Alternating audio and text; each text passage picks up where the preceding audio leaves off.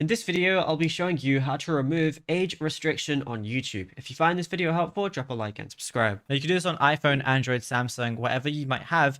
And you want to make sure that your YouTube version, whether you're on Android or Apple, is the latest version. So go over to your App Store on iPhone or the Google Play Store on Android and update it. Then just go ahead and open up your YouTube application, which is going to look like this. And then from here, what you want to do is on the bottom right, click on your profile icon. Just make sure you're signed into the right account once you're here.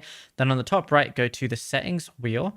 Click on that, and then you want to go to general, which is the very first option anyway. And then you're going to see restricted mode as one of the options. So go ahead and just have that disabled.